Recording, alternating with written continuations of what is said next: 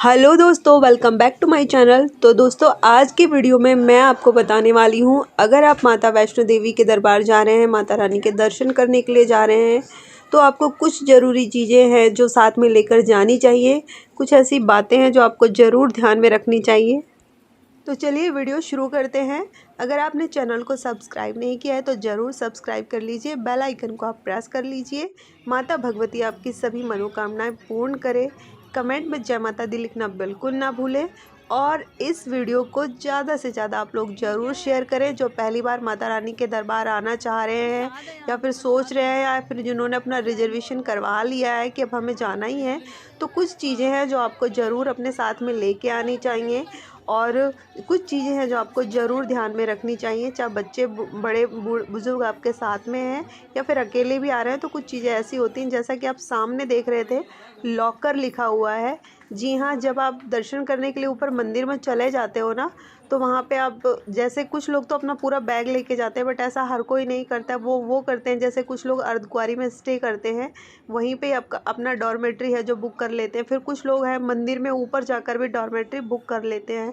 जी हाँ, कुछ लोग होते हैं जो बहुत ही आराम से है, जो यात्रा करके आते हैं और ऊपर जाके भी डॉर्मेट्री बुक करते हैं, नीचे भी बुक कर लेते हैं, और ऊपर मंदिर पे टॉप जहाँ पे मंदिर है वहाँ पर भी वो बुक कर लेते हैं, दर्शन करके रुकते हैं आराम से उसी दिन वहाँ पे, फिर अगले दिन वहाँ से निकलते हैं, इस तरीके से। तो बात आती है लॉकर की। तो लॉकर के लिए अगर आप अपना सामान है जो सेफ़ रखना चाहते हैं, तो लॉकर ऐसे तो आपको वहाँ पे प्रोवाइड किए जाते हैं, अवेलेबल होते हैं, लेकिन उसके लिए आपको लॉकर के लिए, लॉक के लिए ना आपको लाइन में लगना पड़ता है, आपको लॉक लेना पड़ता है। और दूसरी चीज़, अगर आप अपने साथ अपना लॉक लेके जाते हैं तो वो ज़्यादा सेफ़ रहता है। उसकी की आपके पास रहती है, लॉक आपका रहता है। लॉकर वहाँ पे बहुत सारे आपको मिल जाते हैं, उसका कोई चार्ज नहीं होता है पैसे का, यानी कि आपको कोई लॉकर के लिए पैसे नहीं देने होते। लेकिन मंदिर में जाने से पहले आपको जितना भी लेदर का सामान है, या आपके पास पर्स है, कुछ भी है, मतलब मोबाइल वगैरह, सब कुछ आपको उस लॉकर में रख के जाना होता है। ये कंपलसरी है, सभी के लिए ये रूल है।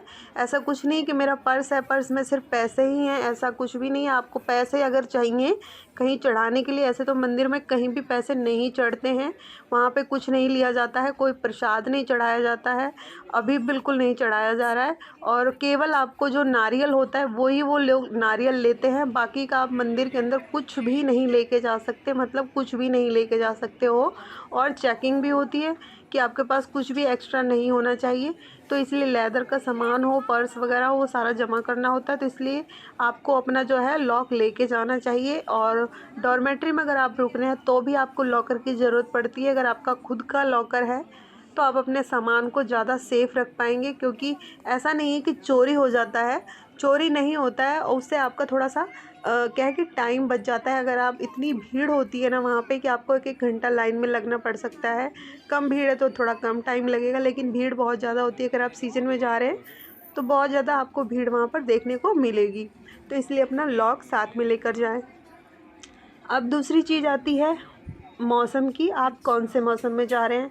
देखो, कुछ लोग बहुत ज़्यादा कंफ्यूज होते हैं कि वहाँ पे कितनी ठंड होगी, वहाँ पे क्या पता पहाड़ों में बहुत ज़्यादा ठंड होगी। ऐसा बिल्कुल नहीं है।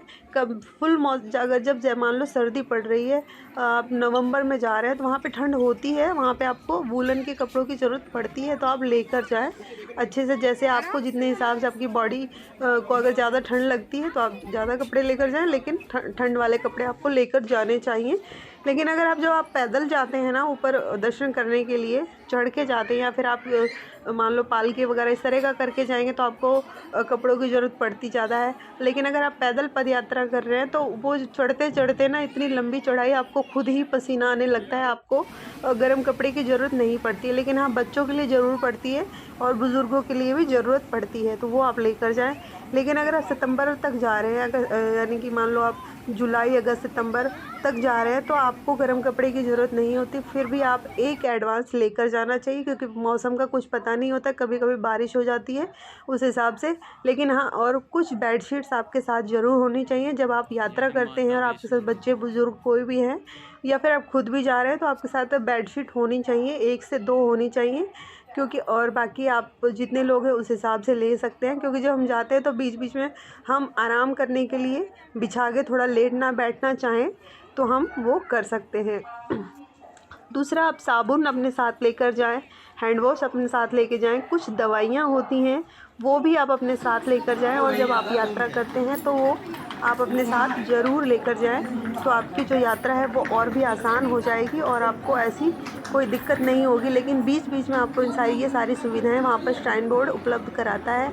ऐसा नहीं कि आप दवाइयाँ नहीं लेके जाएंगे तो आपको वहाँ नहीं मिलेंगी। बीच बीच में आप वहाँ पर श्राइन बोर्ड की तरफ से ये सेवा है कि अगर कोई बीमार है, इस तरीके की कोई समस्या कुछ किसी को हो जाती है, तो वहाँ पर बीच बीच में है जो ये सारी सुविधाएं दी जाती हैं। वहाँ पे आपको दवाई इजीली मिल जाती है। लेकिन अगर आपको पहले से पता है या फिर आपको कोई समस्या इस तरह की सर दर्द हेडेक वगैरह होता है, तो आप ये दवाइयाँ, बुखार की दवाइयाँ, बच्चों की जैसे सिरप वगैरह, ये आपको लेके जानी चाहिए एडवांस में। तो बस यही कुछ चीज़ें हैं जो आपको ज़रूर ध्यान में रखनी चाहिए। तो आई होप आपको ये वीडियो पसंद आया होगा। तो फिर मिलते हैं, तब तक के लिए bye bye, take care. Mata Rani आपकी मनोकामनाएं ज़रूर पूर्ण करे। तब तक के लिए बाय बाय।